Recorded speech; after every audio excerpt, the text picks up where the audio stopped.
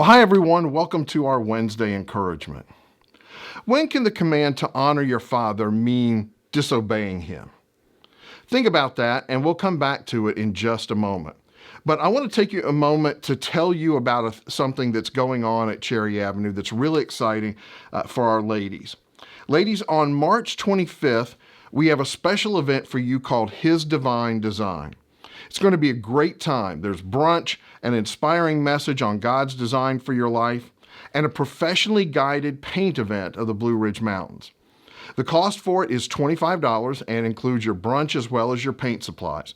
You can register by scanning the QR code, or you can go to our website, www.cherryav.net, and click on the link there on the homepage. The registration deadline is March 19th, so make sure that you check that out today. Well, Scripture's clear that we're to honor our parents and we're to obey them. It's part of the Ten Commandments, and it's also repeated in the New Testament. And it's the first command that comes with a promise that you will live long and it will go well for you in the land God has given you, specifically referring in that case to the Israelites. And this command is designed to apply to adults as well as children. But let me get philosophical with you for a minute. What if the best way to honor your parents might be by disobeying them? Or is that even possible, to honor your parents when you disobey them? John Ivanowski developed a kidney disease, and he was forced to undergo dialysis for hours a day. His daughter, Delaney, is a nurse, and she couldn't stand the thought of her dad having to deal with that for the rest of his life. So she volunteered to donate one of hers. But Dad was adamant that she had too much life ahead of her to take such a big risk. She was only 25, and so he refused. Now, those were her father's wishes. But without at least one healthy kidney, he was destined to at least live a very difficult life, or even die prematurely from the lack of kidney function. Delaney decided that she could honor her father best by giving him one of her kidneys, which meant disobeying him. She spent 9 months working behind the scenes to donate to him without him knowing about it. She did the tests and found out she was a match.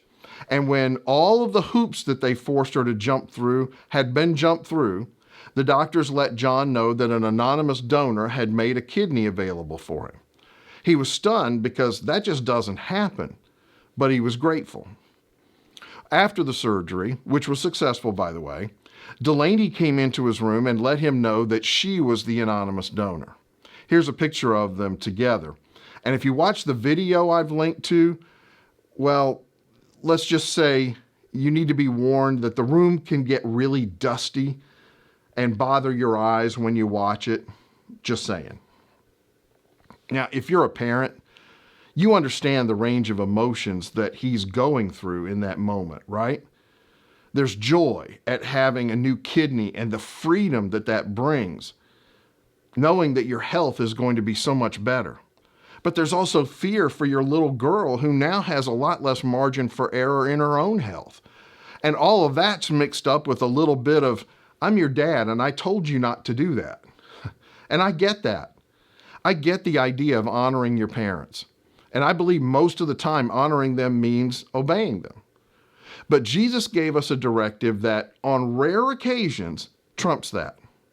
Jesus said this, "Now I'm giving you a new command. Love one another. Just as I have loved you, so you must love one another. This is how all men will know that you are my disciples, because you have such love for one another." Jesus told us to love each other. And he gave us a specific example to follow, a template, himself. He said, love others the way I have loved you. This is the Jesus who washed his disciples' feet. This is the Jesus who would lay down his life for us. That's the extent of the love he tells us to have for one another. And that goes for anyone. It's not just about mom and dad. We're to love everyone the way Jesus loved us. So yeah, technically there are a few times when the law of love might override the law of obedience. But don't get too excited because it might just cost you a kidney. I have a feeling Dad's going to forgive her for disobeying him. He said, I can't stop crying. I mean, I was upset, but I'm so grateful.